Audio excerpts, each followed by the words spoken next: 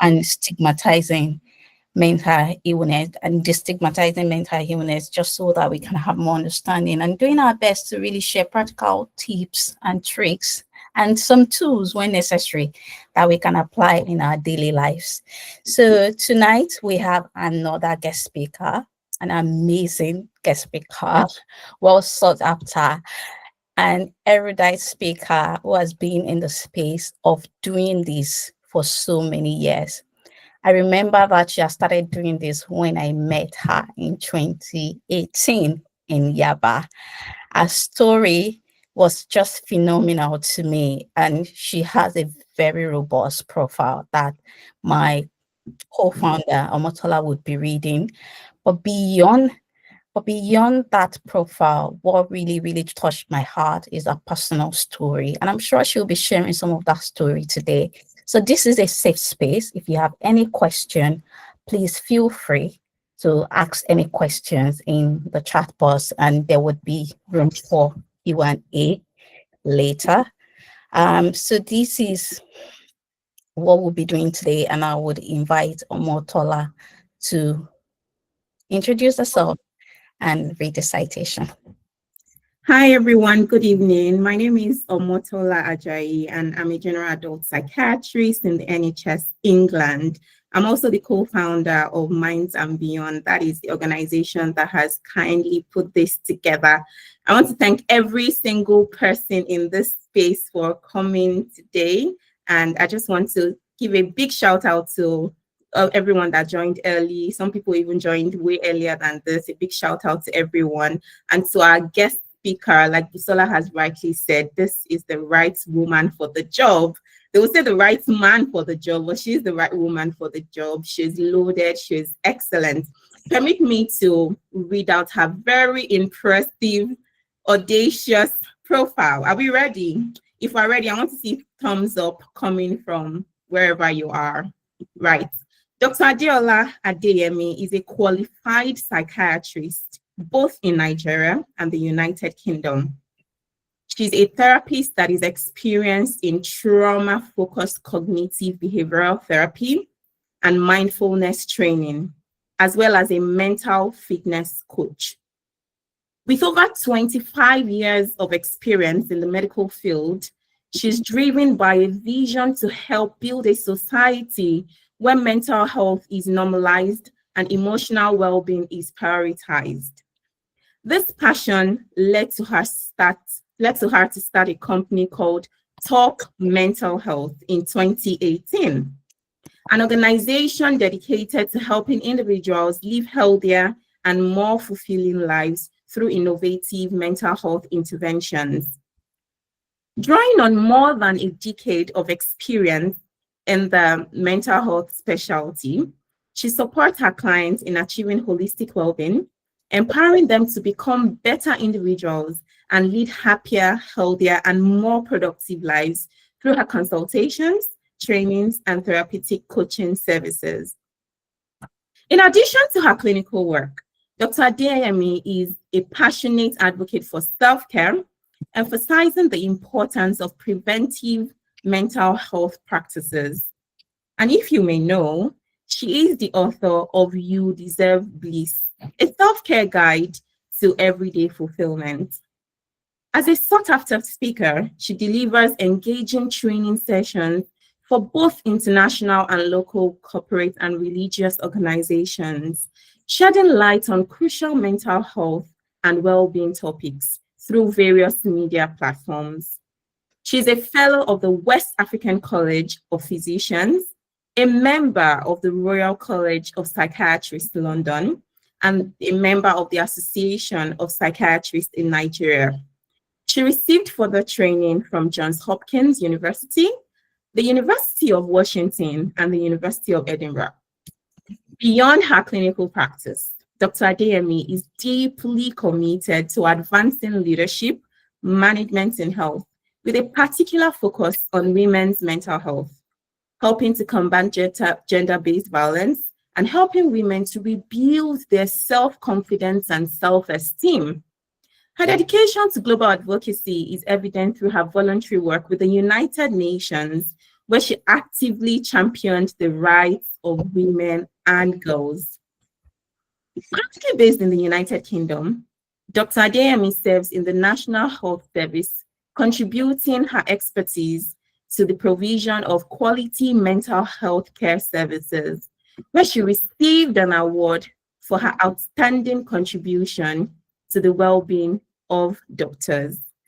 Ladies and gentlemen, with a resounding round of applause using your icons, I want us to welcome a prolific, a sagacious, outstanding woman and role model as she gives her lecture tonight.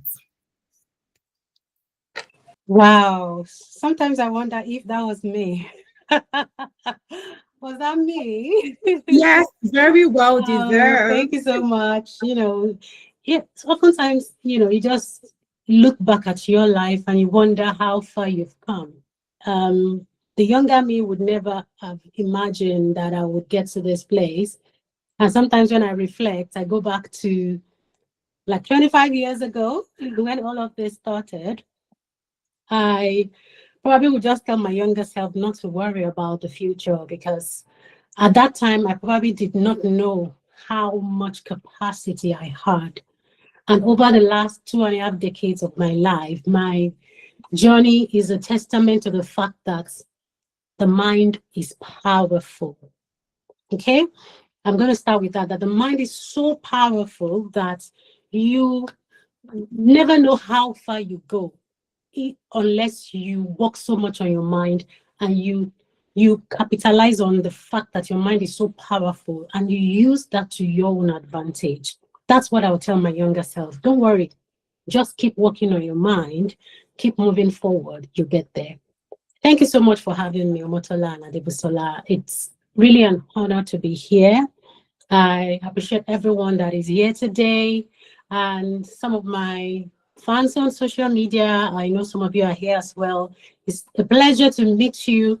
I would say in person, not really in person, but at least you're seeing my face and probably can ask me questions. So this is an opportunity because I know I had shared this on my Instagram page and a couple of people came to my DM asking for the link. And I know some of them are here already. I think I saw 1 or 2 persons. Okay. I like my sessions being very interactive. So pardon me if I start asking you questions, maybe because the teacher in me would always want to ask people questions. So please don't go away when my questions. I'm not going to call anyone out. Feel free to ask to answer. Put the answers in the chat box. So the first question I'm going to ask is: has anyone here ever had any? Have ever experienced setbacks? Setbacks, whether personally, whether in your career, whether in your relationship, in your health. And setback, by the way, is, let me just say, failure. Have you ever failed in life? I want you to type in the box, yes, yes, yes, yes, because I know that there's no one here that has never failed. Yes. Okay, I've seen one yes. Yes, absolutely. Yes, yes, yes. Okay. Several times. Thank you so much for that, for qualifying. And thank you so much, Olashade, for saying yes. Thank you for being vulnerable. Like we said, this is a safe space, so just feel free to answer. So I believe only 3 people have, or 4 persons have failed. Okay, Ibrahim said yes. Good, thank you. Thank you so much. I just wanted to be sure that we are in the right place, because if you've never failed, then you probably don't have to be here. Because we're talking about mental resilience, thriving through pressure and change. By the way, given when they read my bio, you can see the number of achievements that it appeared that I had, right? But the truth is that behind those successes, right, are a lot of failures. I just didn't add failures to that bio. Okay, so the fact that you saw that there's a lot of achievement, I've done this, I've done that, I've done this, I've done that.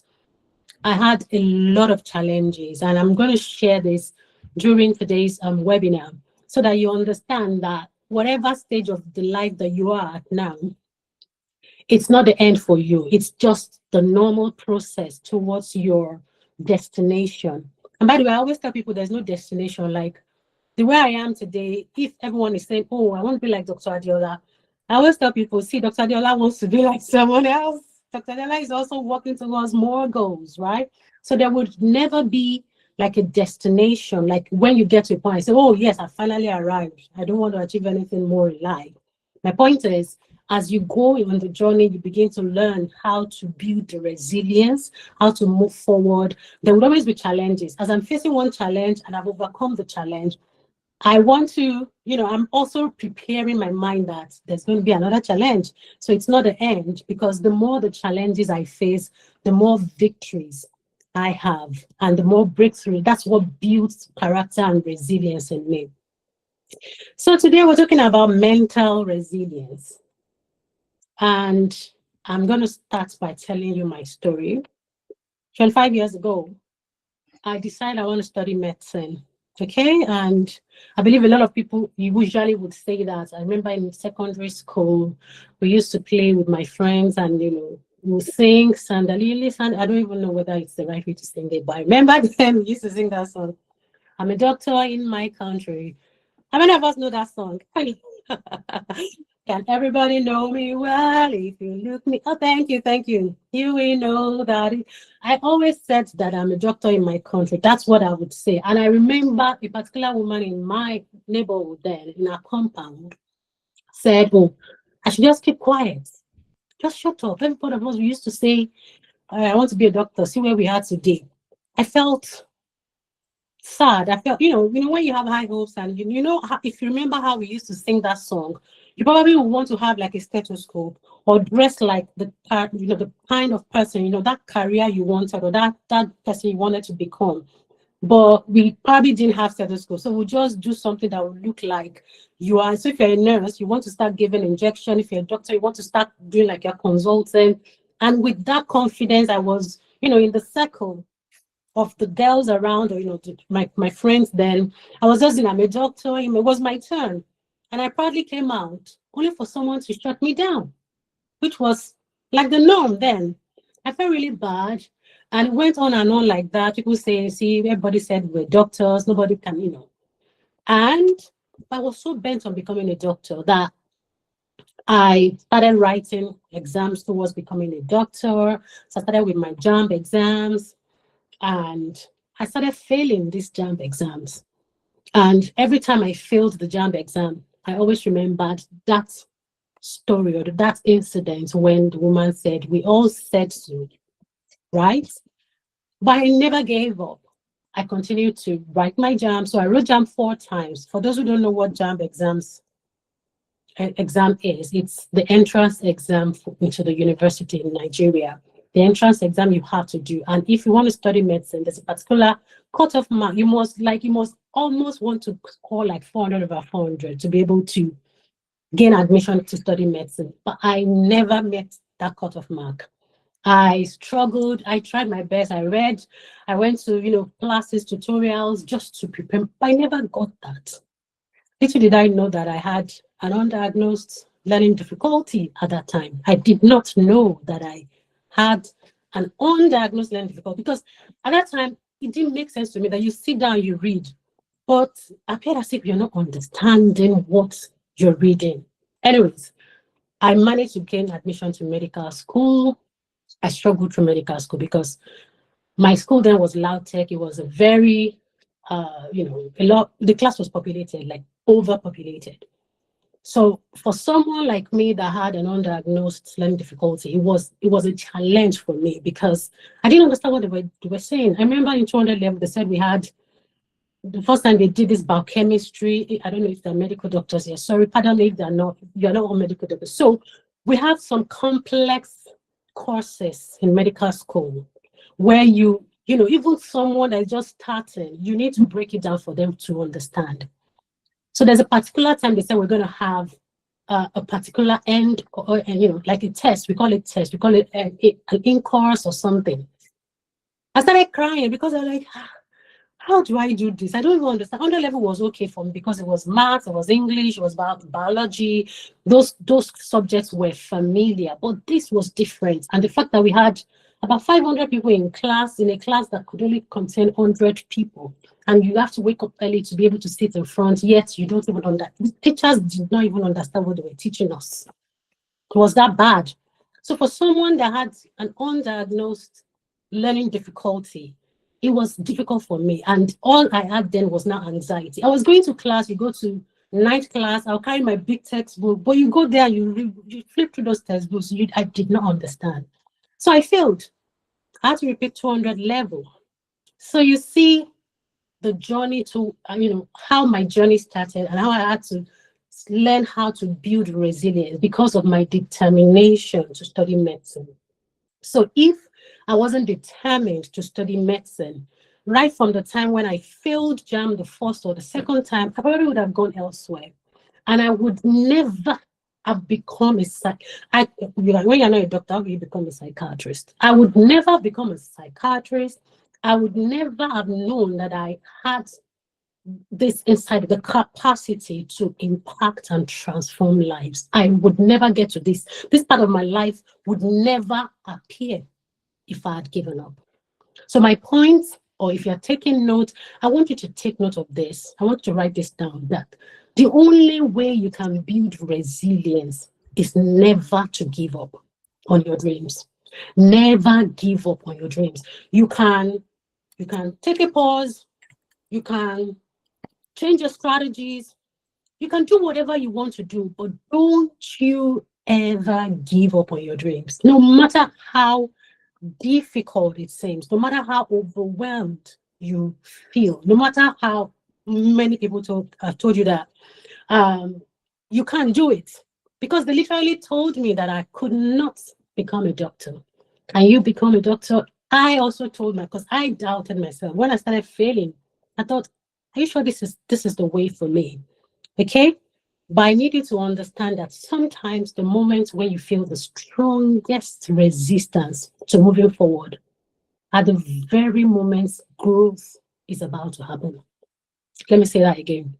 When you feel the strongest resistance to moving forward, at that moment is when growth is about to happen. You just need to push a little further.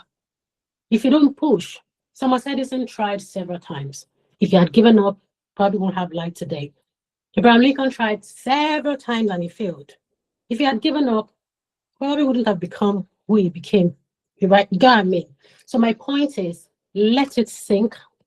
The only way to build resilience is to keep pushing forward. Okay? And I always tell people, sometimes you have to understand that failure is part of success. Whatever it is you're doing, whether you want to pivot, you're saying, oh, maybe this particular career path or this relationship or this business is not for me. I'm changing. Whether you leave that and move to somewhere else, there will still be challenges, no matter where you go to. So you need resilience because there will be pressure, there will be challenges. It's what you need. At the beginning of this year, I told God I needed growth. I wanted this and that. I never knew that it was challenges that God would bring to me. So anytime you pray for breakthrough, anytime you want to move forward, anytime you are hoping, like we're moving towards the end of the year, and I'm sure many of us would have goals, wishes, things we want to do in 2026, right? The more you ask for that, the more you write your goals down, just know that there will be challenges, because it is until you go through those challenges, that's when your breakthrough will come. You can't just fold your arms and expect to be successful. You have to go through to be able to glow through. You have to grow through it to glow before you can glow through it. So there's nothing like, oh, Dr. Adeola is successful or somebody is successful. Behind every successful person you see, there are years of challenges, of hard work, of burning the night candles and doing a lot of work behind the scenes that you probably did not see or you could not see. When I came in the middle of the month of the year, right, when I finished my medical education, I got my PG cert in medical education at the University of Edinburgh. People didn't know that I've been doing, despite the fact that I've been showing up on social media, I've been doing a lot of stuff, and I was still I went back to school to study. And then I graduated. That's what people saw. But you probably didn't see those nights when I woke up 2 a.m., 3 a.m. to complete my tasks. You probably didn't see those nights when I cried to bed because I was just tired and overwhelmed. But when the success came, everybody saw that and people congratulated me. So my point is that for every successful thing you want to achieve, whether in every area of your life, be ready to face the challenges. They will come. But my point is, are you mentally ready to go through it? So the next slide, please.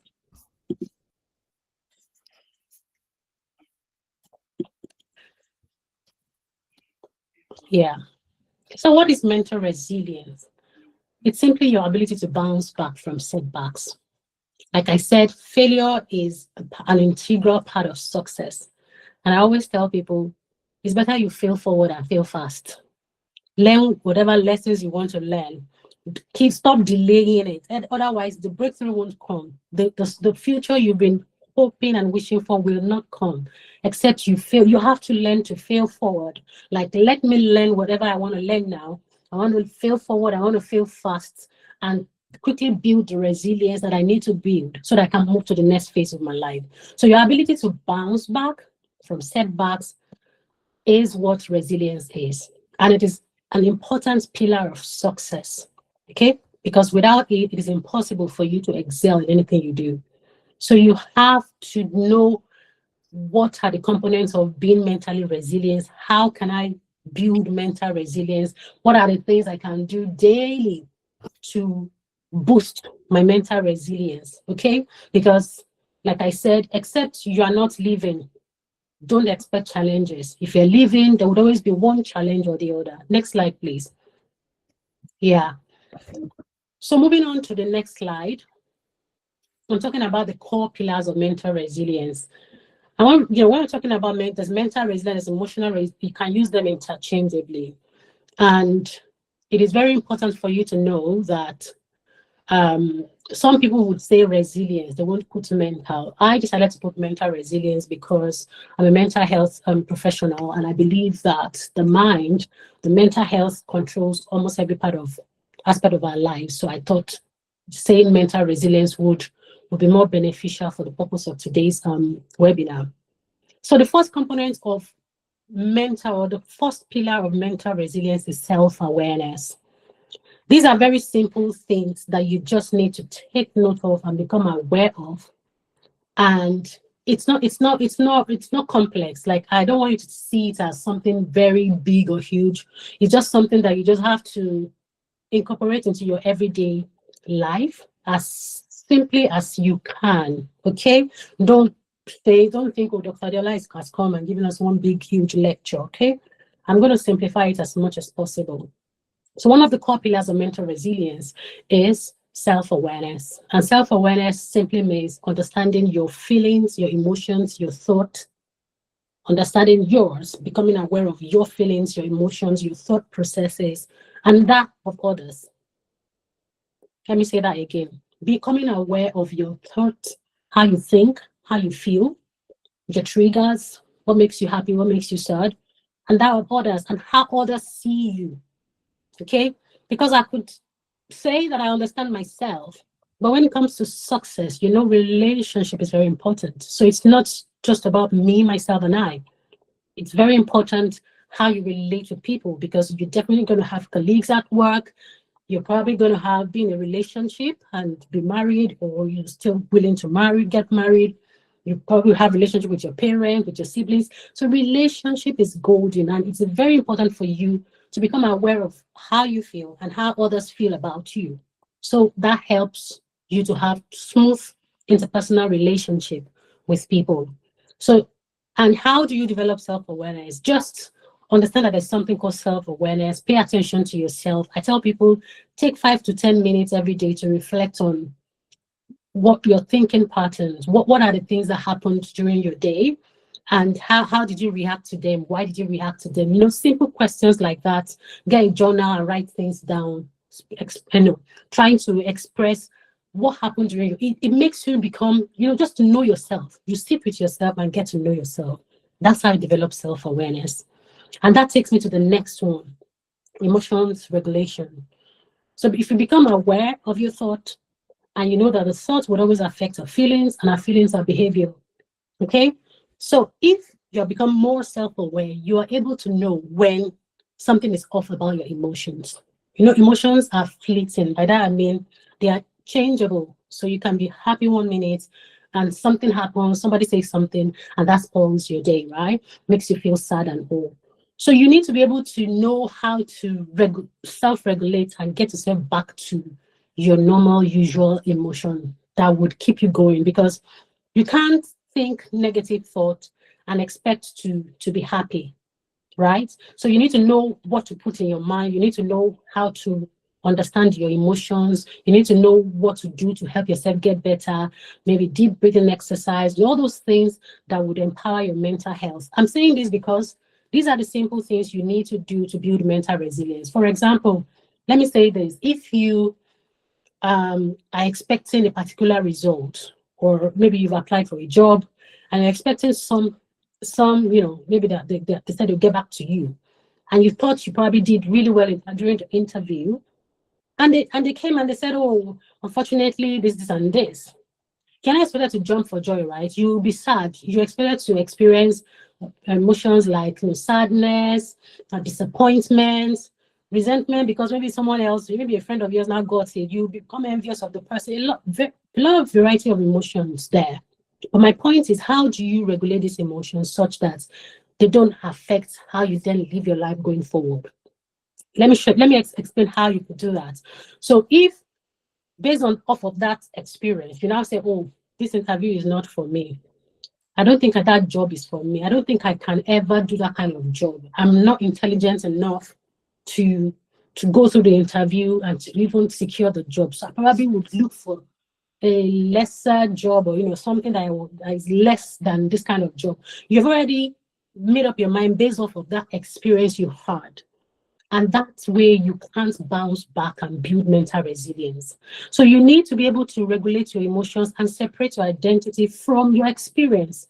Just because you fail does not mean you're a failure. So you need to be able to detach that and understand that this is life. There's some jobs that no matter how good you are, those people already know the kind of people, they know the person they want to pick. So they will make sure they work it towards who they wanted. It's not about you. It's not about your performance. All right. But even if it was about your performance and you probably didn't do well for that interview, it's okay. It should be a learning experience for you. And then you learn from it and say, okay, I didn't do well this time around. What is the feedback they gave to me? Read through it, get better, cry if you want to cry, but pick yourself up and go for another interview and do better. Okay. So my point is, when we experience setbacks, when we experience heartbreaks, failure, whatever it is that we might have experienced, we should not personalize these experiences, because that is not your identity. Because you have failed at something doesn't make you a failure. It just means that it's an experience for you to learn from and pick up the lessons and move forward. The next core pillar of mental resilience is optimism. You have to continue to be optimistic about life. You can't say because of one experience, one encounter, oh, I can never do this. Because I failed jump I did 4 times. Someone said, oh, on social media, someone said, oh, you must be very stubborn. Yes, I am.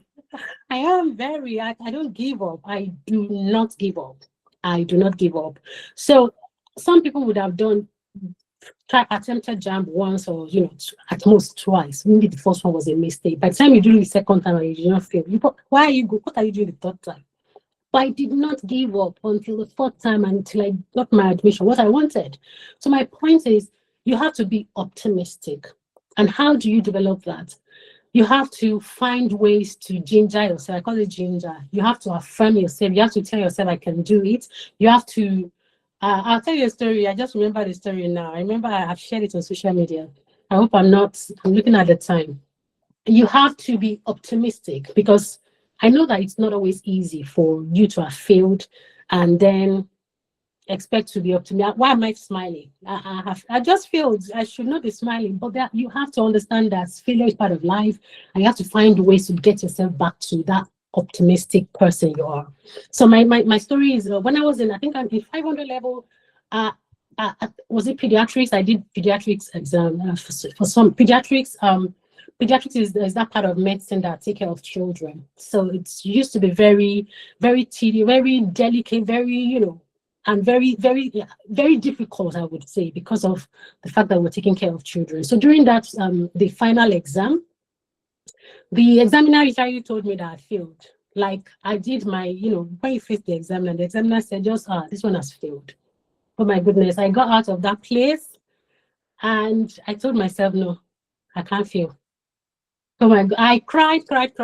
But when I woke up in the morning, I told myself, why would I just take what he has said? Yes, he's the examiner, but there are other parts of the exam. He can't just determine that I failed. It was not in other exams that I did. Part of that exam I did. He just did my, we call it Viva, like, you know, having that face-to-face interview with him. You know what I did? I just wrote, and that's why I'm talking about being optimistic, and that's why you build mental resilience. I had to find ways to get myself back to believing that I had passed. And one of the things I did was to write my pass, you know, put my name on the pass list myself in my room.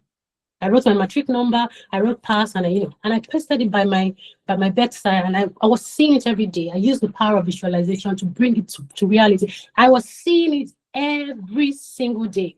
So I went through a lot of emotions. I would cry and I would go back to it. I said, no, I would go back. I said, no. It got to a point that I knew I had passed. Like, it got to a point that I was so sure, like 150% sure that I had passed, that when the results came out, I was not surprised. Honestly, I was in 500 level. I will never forget that experience. I was not surprised. So my point is, I could have just accepted. And trust me, if I had accepted what the man said, I would have failed. My point, it might not work. It did not work in everything I did. I won't lie. There were times that I've done that and it didn't work and I still learned. But my point is, you have to find ways of making yourself feel that positive energy again, because whatever it is you have in your mind, you attract to yourself. So if your mind thinks mostly negative thoughts, you will attract negative things to yourself. So you need to empower your mind as much as you can. The fourth thing is support system. You need people, you need support, I will never overemphasize the importance of support. Support is key. And you have to be mindful of the people you surround yourself with, not those that will say, oh, but you've done JAMB once now, go and do computer science, or go and do nursing, or go and do pharmacy. Those people that are doing that, they know your mate. But because I had people that were right behind me, my mom literally told me when I failed, when I was asked to repeat 200 level, I said I wasn't doing medicine again. Well, medicine, I had failed four times. I was tired of the course and all. And I said, no. They said repeat. They didn't ask you to withdraw from medicine. Just go back and do it. And she supported me. If my mom had said, okay, yes, so maybe you should go to, I probably wouldn't be here today. You need support system, and you have to be mindful of those people that you surround yourself with. Very important. Adaptability. You have to be flexible in your mindset, in your thinking. You don't have to have like a fixed mindset. You have to have a growth mindset. Understand, it's just those things that I've said before. Understand that failure is part of success. Understand that life will always happen, no matter what you do. Sometimes you put in your best, you still not get the good result. Sometimes you will eventually get the result. I'll give you an example. My social media platform, when I started this year, I've started, being on Instagram since 2018, and been slowly progressing and all. But at the beginning of this year, I had less than 16,000 followers on Instagram, less than 16,000, and currently, as I speak, I have over 90,000 followers. So my point is, I had to believe that it will happen, and I did not give up on the fact that it will happen. Okay? It just happened just because I did not give up. I wanted to give up because I had done everything that I could do.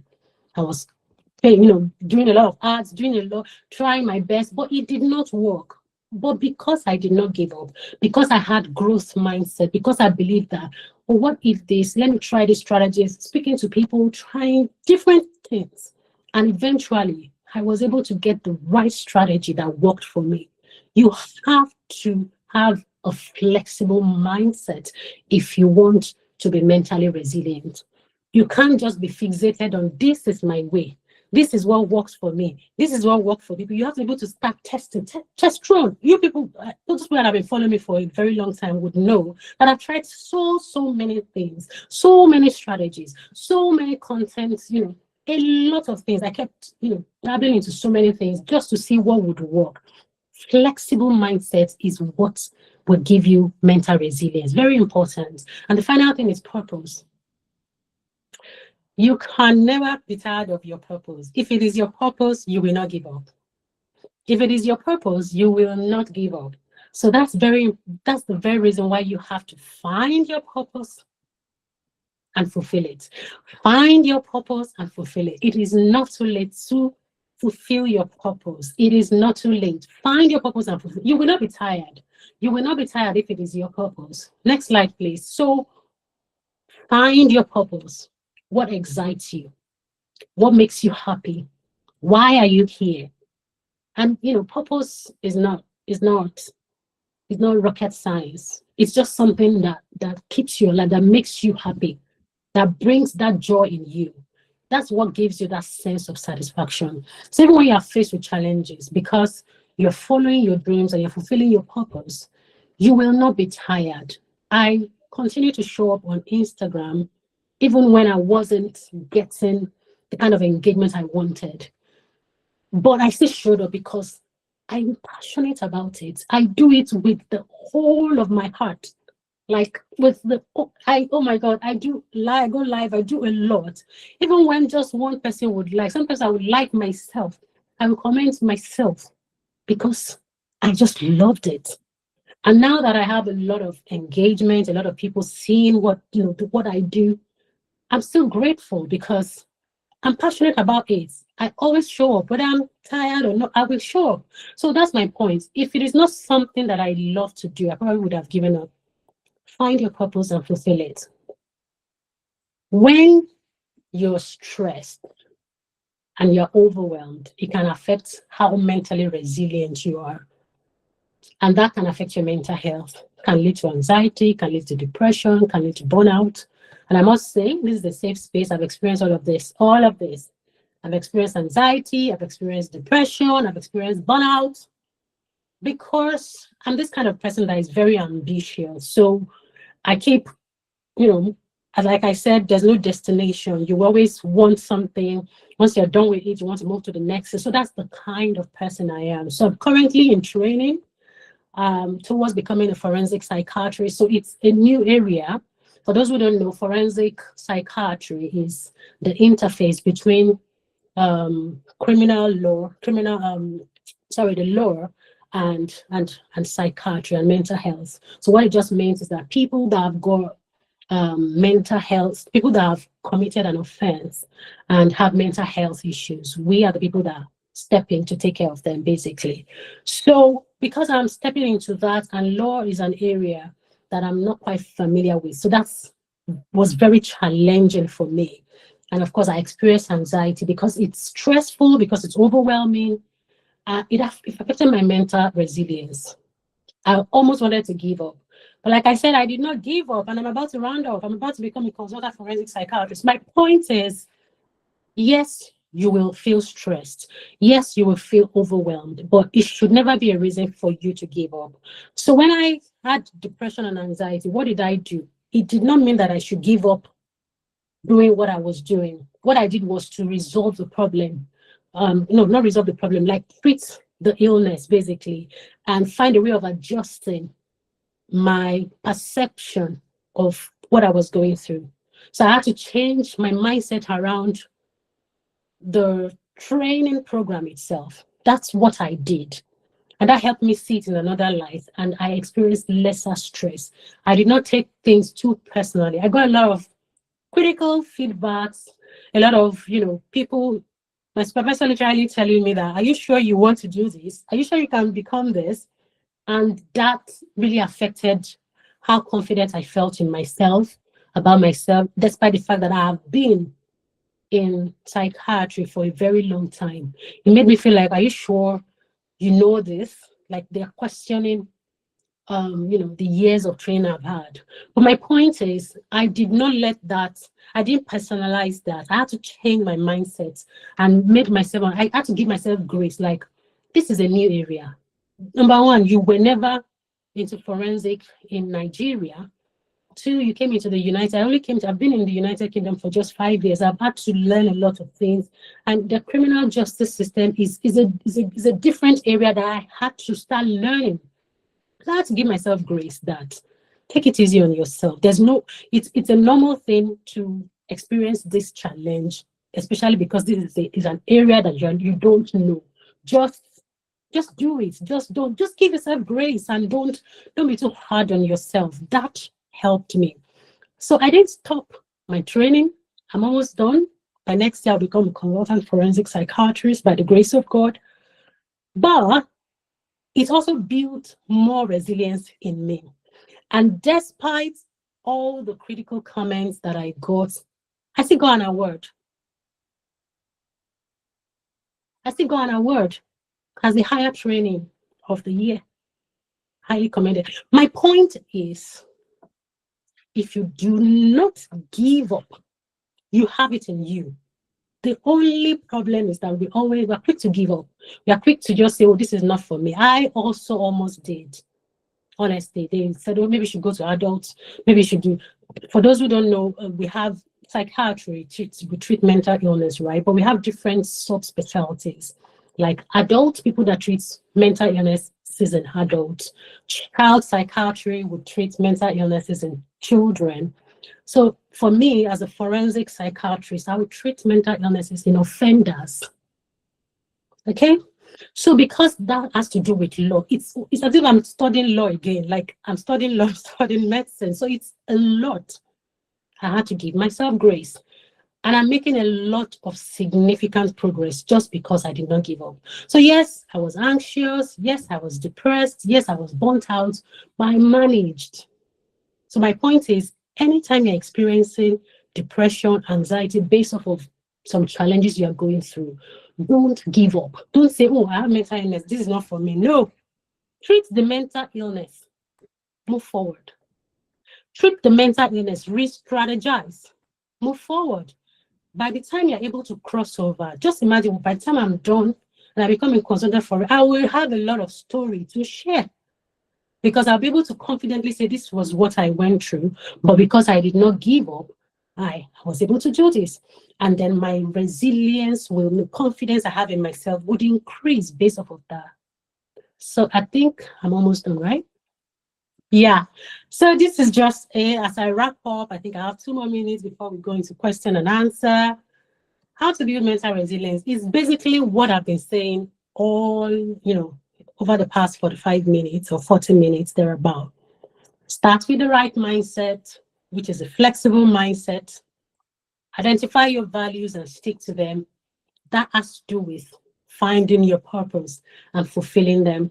Okay?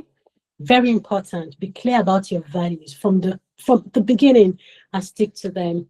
Build a supportive network. Invest in relationships. Very important. You need support. If I didn't get support from my family, my friends, my mother, a lot of people supporting me left, right, center, I probably wouldn't be here today. Prioritize self-care. Number 4. You know that people who know me know that when it comes to self-care, for me, it's non-negotiable. I don't joke with it. I always talk about it because I'm like, I need this body to get me to that future I want. So I need to take care of this vessel carrying me. I need to take care of it. So you should never feel guilty for taking care of yourself. If you're overwhelmed, if you're burnt out, it's self-care that helps you renew your mind and, get refreshed, rejuvenate, and feel better within yourself. It is very important to take care of yourself. 5, practice self-compassion. I said I had to give myself grace. It was self-compassion that helped me go through the burnout, the anxiety, and the depression. It was until I was able to give myself grace, that was when I realized that I probably was putting a lot of pressure on myself. I probably was trying to be perfect, trying to get all the reports, we do court reports, we do all of that, get them, perfect. But there's no way I've never done it before. So there was no way it would be perfect. And they would definitely criticize my work. So I became more open to it. So criticize it for all I care. I don't even care anymore. I just write my reports. I put in my best. I learn the lessons. Oh yeah, criticize it. Whatever comes. Next day we move on to the next. I pick up the lessons and I move on. And that has really helped me. I don't overthink. If they give me any negative feedback, well, it's training. That's why I'm here. I'm here to train. Train me. If I knew this, I probably won't be training for it. So I'm not here to give you perfect work or perfect jobs. I'm here to train. I'm not working, I'm training. So I am open to feedback and I am giving myself grace. So practice self-compassion. Don't be too hard on yourself. Number 6, keep moving forward. Keep going, keep moving forward. Don't give up. And the final thing is never forget God. Oh my God. God is good. I don't know if we're all Christians here or if we have Muslims here as well, but whatever religion you practice, you need God. You need to connect with your spirit man, and it's very important for you to do that. And these are practical exercises that could help you in your daily self-care activities and building mental resilience every day. Deep breathing exercises. I tell people you don't have to wait till you experience anxiety to practice deep breathing exercise. You can do 4-7-8, breathe in for 4 seconds through your mouth, hold it for 7 seconds and exhale through breathe in through you exhale through your nose for 8 seconds. I hope I got that right. But just do deep breathing exercises.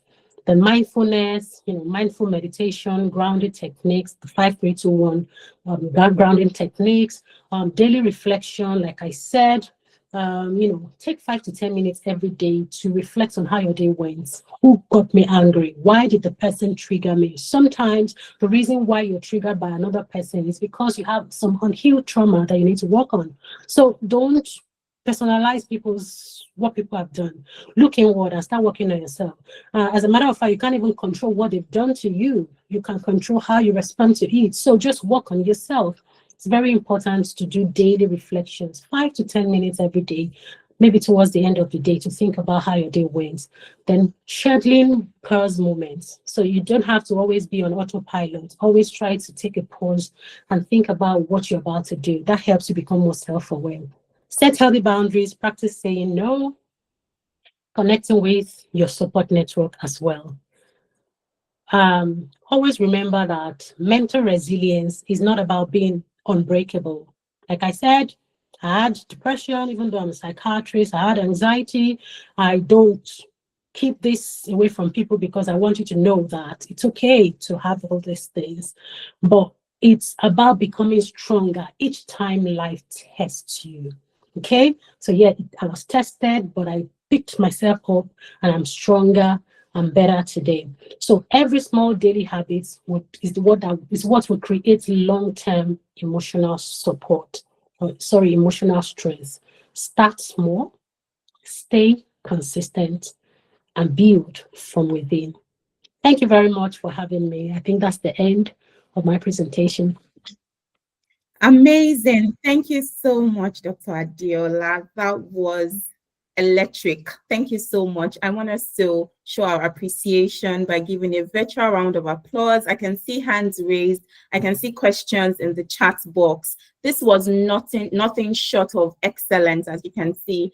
And behind this beautiful face, this perfect look, you can see that she's also been through her highs and her lows. And I feel so honored to be here today. I feel full. I don't know who else feels that way. And my paper is full. I've jotted so many things.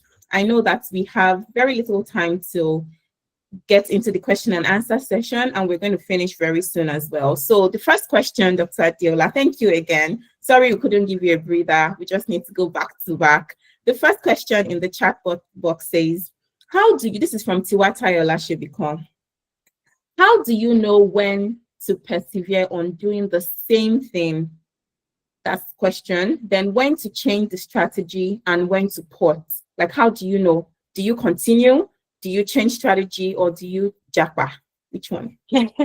I think it always goes back to your values. Like, you have to go back to why you started in the first instance. So the reason why I tried JAM 4 times until I got admitted to medical school was because I already knew I wanted to become a doctor. Like, it was non-negotiable. I didn't want pharmacy. I didn't want nursing. I want medicine. So I was clear. So we need to always know what our core values are. If we are clear about what our values are, our actions, our decisions, the steps we take would always align. So even if it's challenging, the reason why you want to continue to push is because you are sure this is what you want. But the reason why many people struggle in that area is because they're not clear. Some people are just copying what every other person is doing. But you have to be clear. What is that thing that gives you joy? A lot of people have told me, oh, it's YouTube that does things, it's TikTok. Well, I just stay focused on Instagram because I'm just so okay with that platform. And I continued, I just continued and it has ended in praise. So my point is, whatever it is aligns with your values, what you should continue to persevere. And like I said, even though, yes, I'm passionate about something, I also re-strategize. I didn't just say, this is what I will be doing, even when it wasn't working. I kept asking questions. I kept going to coaches. I kept saying, okay, so what can I do? How can I become better? So you have to continue to re-strategize. You have to continue to ask questions around it. And you have to also continue to reflect and say and think deep within yourself, what is this really what I want? So you can always pivot and change if you think it's no longer what you want to do.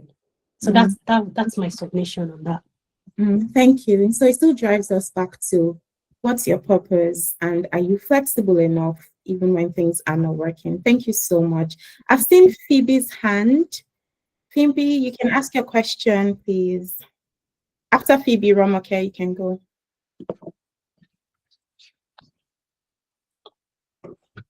Is Phoebe there? Okay, Romoke, you can ask your question, please. Thank you so much, Dr. Adeola, for the presentation. I've learned so much. Thank you, Dr. Motala, for hosting this as well. And my question is about that reflection. And I'm going to use the exact example you said. At the end of or towards as the day goes, take 5-10 minutes, think about, okay, who annoyed you today? How could you have improved?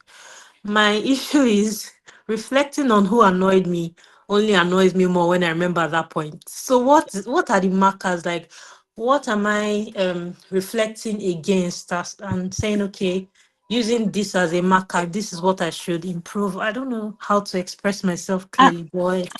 I think yeah, it's understandable. If someone annoys you and it hurts really badly, you probably might still be feeling the emotion at that point. It's okay to move it to the next day if you think you're still very hurt by what they had said. So you can reflect about other things. So reflections is not just limited to who hurt you. Reflections could be about, what am I grateful for today? What did I do right today? Okay, what didn't I do right today? Okay, so it's not always about the person. Remember, it's about you. So you can shift your focus towards some other things for that day and leave that particular incident until when you are able to process the thought. Okay, it's very important that if something is still hurting you, then you probably need to think about it. But if you're unable to do that because it triggers you even more, wait till you feel better and then go back to it. Don't forget, you can put it in your journal so that you don't forget, because if that can trigger you so much to the point that you get more annoyed, then it's something you need to work on. So you need to write it down. Okay? I hope that answered your question, Phoebe. That was Romoke. Yes, thank you, it did. Yeah. Amazing. Do we have any other person with a question while we have Dr. Adeola? We can all agree that tonight's session has really been mind-blowing. And I just want to say that if there's anybody that's had a goal or a purpose or a dream, and maybe, you've kind of taken a course or pivot, this is like, another call to action as we are planning for the new year, setting vision boards, having great things that we want to do. Remember at the beginning, she said that it will come with challenges, and being able to persevere and not give up, and having support system around us, having all of these strategies that she's shared today would really help us to navigate 2026 a lot better. Any other question?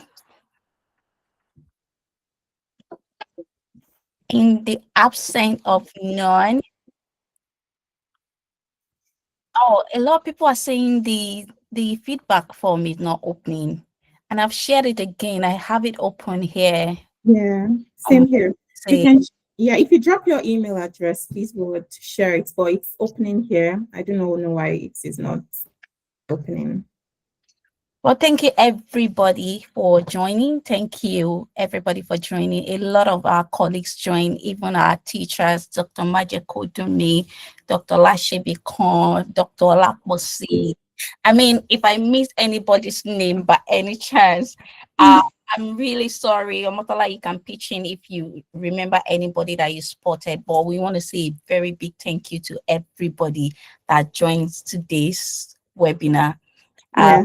So grateful, and thank you so much, Dr. Adeola, for honoring our invitation and for letting us glean from your insight, your wealth of experience, and all the practical insight and tips that you've shared today would forever stay with us. You channeled us up, you've charged us up to, do exploit with our lives beyond having mental resilience. This is like a personal development session on its own, and we'll be running with it and working towards our goal to be a better person, as you know that a lot of us here look up to you.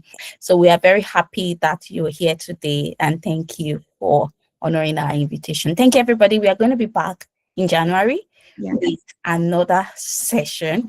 It's going to be about mental hygiene and how we can have healthy practices that will set us up for the new year. We'll have another amazing guest speaker that will be joining us. So for those of you who have shared your email, you would be notified when that will be taking place. So thank you everybody for joining, and have an amazing night rest.